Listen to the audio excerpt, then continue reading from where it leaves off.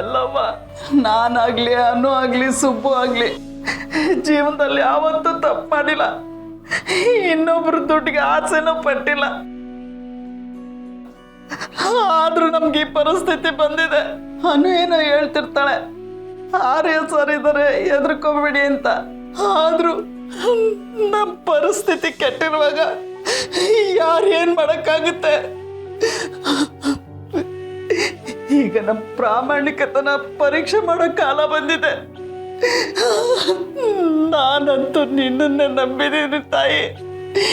ನೀನೇ ನಮ್ಮನ್ನು ಕಾಪಾಡ್ಬೇಕಮ್ಮ, ನೀನೇ ನಮ್ಮನ್ನು ಕಾಪಾಡಬೇಕು.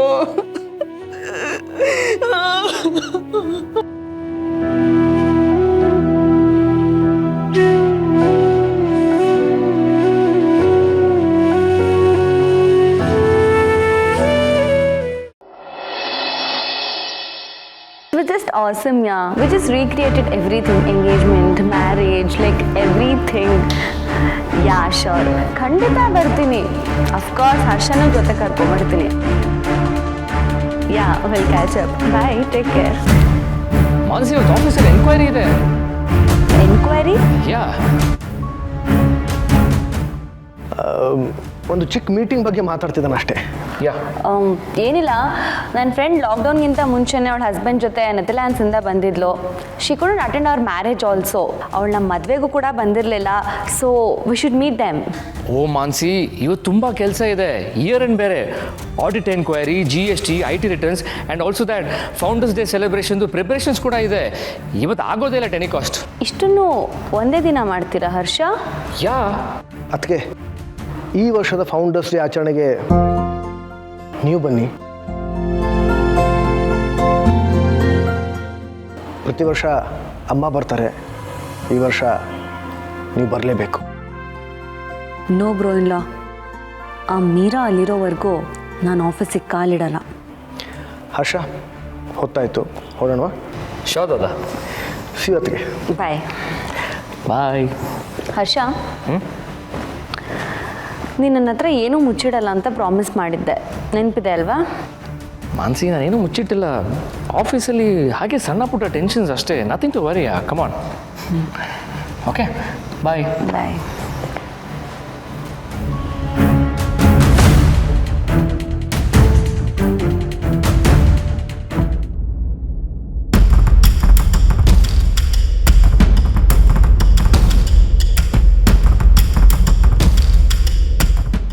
ಕೇಳಿಸ್ತಾ ಇದೆಯಾ? ಹ್ಞೂ ಕಣಯ್ಯ, ನಾನು ಮಾತಾಡ್ತಾ ಇರೋದು ಸೀರೆ ಅಂಗಡಿ ಸುಬ್ಬು ಬಗ್ಗೆನೇ. ಪಾಪ ಸುಬ್ಬಣ್ಣ ತನ್ನ ಮಗಳ ಮದುವೆ ಮಾಡಬೇಕು ಅಂತ ಎರಡೆರಡು ಸಲ ಪ್ರಯತ್ನ ಮಾಡ್ದ, 2 ಸಲನೂ ಕೈ ಕೊಡ್ತು. ಈಗ ಈ ಆರೋಪ ಬೇರೆ. ಇನ್ನು ಅವಳಿಗೆ ಮದುವೆ ಆಗತ್ತೆ ಅಂತೀಯ? ಹಾಂ, ಇದಕ್ಕೆ ಭವಿಷ್ಯ ಗೊತ್ತಿರಬೇಕಾ? ಯಾರು ಕೇಳಿದ್ರು ಹೇಳ್ತಾರೆ ಇನ್ನು ಮದುವೆ ಕಷ್ಟ ಅಂತ. ಹಾಂ, ಇಡ್ತೀನಿ ಫೋನು.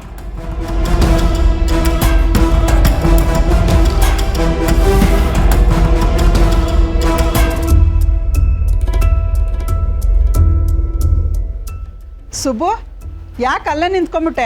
ಒಳಗೆ ಬಾ. ವಠಾರದಲ್ಲಿ ನಮ್ಮ ಪ್ರಾಣ ತಿಂದಿ ಸಾಲದು ಅಂತ ಇಲ್ಲಿಗೂ ಬಂದಿದ್ದಾನೆ. ಬರೀ ಅವನು ಮಾತ್ರನಾ? ಇಡೀ ಸಂಸಾರನ ಬಂದು ಒಕ್ಕರ್ಸ್ಕೊಂಡೈತಲ್ಲ. ಆ ರಮ್ಯನ ಮುಖ ನೋಡ್ಕೊಂಡು ಇವ್ರು ಮಾತಾಡೋದನ್ನೆಲ್ಲ ಸಹಿಸ್ಕೋಬೇಕಷ್ಟೇ. ಪಾಪ ಹುಡುಗಿ, ಇವತ್ತು ನಾನು ತಪ್ಪು ಮಾಡ್ಬಿಟ್ಟೆ ಪುಷ್ಪ. ಅನು ನಾ ಒಬ್ಬಳನ್ನೇ ಆಫೀಸಿಗೆ ಕಳಿಸ್ಬಾರ್ದಾಗಿತ್ತು, ನಾನು ಅವಳ ಜೊತೆಗೆ ಹೋಗ್ಬೇಕಾಗಿತ್ತು ಅಂತ ಅನ್ನಿಸ್ತಾ ಇದೆ. ಯಾಕೆ ಸುಬ್ಬು? ಇಲ್ಲೇ ಅವಳು ಬಾಯಿಗೆ ಬಂದಂಗೆ ಬೈಯೋರು ಆಫೀಸಲ್ಲಿ ಸುಮ್ಮನೆ ಬಿಡ್ತಾರಾ? ಅನು ತಪ್ಪಿತರ್ಸ್ತಾರ ತಲೆ ಬಗ್ಗಿಸ್ಕೊಂಡು ನಿಲ್ಲೋದನ್ನ ನಂಗೆ ನೋಡೋಕ್ಕಾಗಲ್ಲ.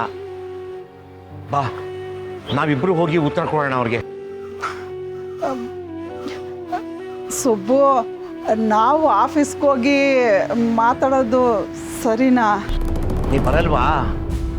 ನೀನೇನಾದ್ರೂ ತಪ್ಪು ಮಾಡಿದ್ಯಾ? ಈ ಸುಬ್ಬು ಕೈಯಲ್ಲಿ ಆಗಲ್ಲ ಅಂತ ದುಡ್ಡು ಮಾಡೋ ಪ್ಲಾನ್ ಏನಾದ್ರು ಮಾಡಿದ್ಯಾ? ಸುಬ್ಬು, ಏನ್ ಮಾತು ಅಂತ ಮಾತಾಡ್ತಿದ್ಯಾ? ಅಂತ ಏಸ್ಕಿತ್ತಿನ ಕೆಲಸ ನಾನು ಮಾಡಲ್ಲ. ಮಗಳ ಜೀವನಕ್ಕೆ ಬೆಂಕಿ ಇಟ್ಟು ದುಡ್ಡು ಮಾಡುವಂತ ತಾಯಿ ಅನ್ಕೊಂಡಿದ್ಯಾ? ಇಲ್ಲ ಸುಬ್ಬು, ಸರಿ ನಡಿ ಆಫೀಸ್ಗೆ ಹೋಗೋಣ. ಅವ್ರು ಏನ್ ಕೇಳ್ತಾರೋ ಅದಕ್ಕೆಲ್ಲ ನಾನೇ ಉತ್ತರ ಹೇಳ್ತೀನಿ. ಬಾ.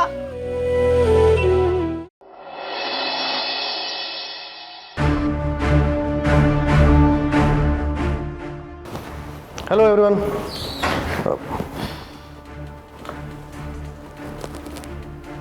ದಾದಾ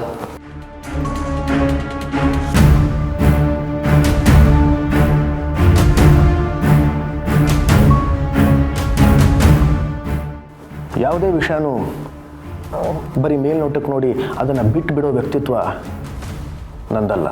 ಇದು ನಿಮ್ಮೆಲ್ರಿಗೂ ತುಂಬ ಚೆನ್ನಾಗೇ ಗೊತ್ತಿದೆ. ತಪ್ಪಾಗಿದೆ ನಿಜ, ಆದರೆ ಅದು ಯಾರು ಮಾಡಿದ್ದಾರೆ, ಅದರ ಹಿಂದೆ ಇರೋ ಉದ್ದೇಶ ಏನು, ಅದನ್ನು ನಾವು ತಿಳ್ಕೊಳ್ಳೇಬೇಕು.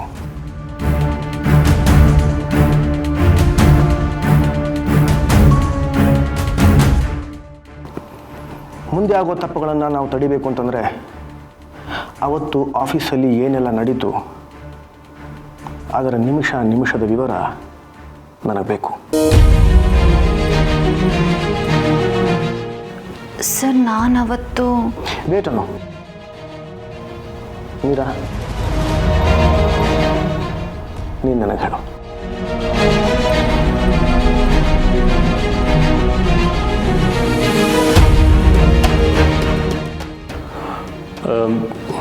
ಸರ್, ನಾನು ಹೊರಗಡೆ ಇಲ್ಲ.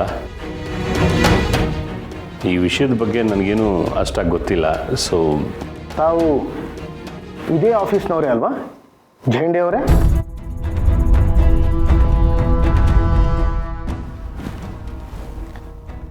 ಕಂಟಿನ್ಯೂ ಮೀರಾ.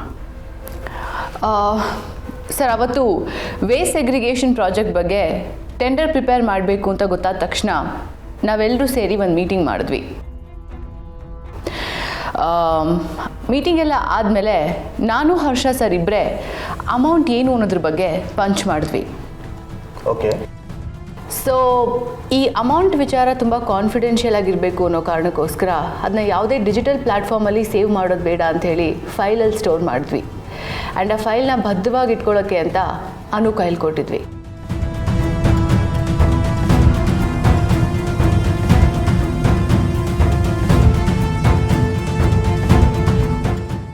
ಅನು ಹತ್ರನೇ ಕೊಡೋದಕ್ಕೆ ಏನಾದರೂ ವಿಶೇಷವಾದ ಕಾರಣ ಇತ್ತಾ? ದಾದಾ, ಅನುಗೆ ಫೈಲ್ಸ್ ಕೊಡು ಅಂತ ಮೀರನ್ಗೆ ನಾನೇ ಸಜೆಸ್ಟ್ ಮಾಡಿದ್ದೆ. ಬೇರೆ ಎಲ್ರಿಗಿಂತಲೂ ಅನು ಫೈಲ್ಸ್ನ ಜೋಪಾನವಾಗಿ ಇಟ್ಕೋತಾಳೆ ಅಂತ ನಾನು ನಂಬಿದ್ದೆ ದಾದಾ.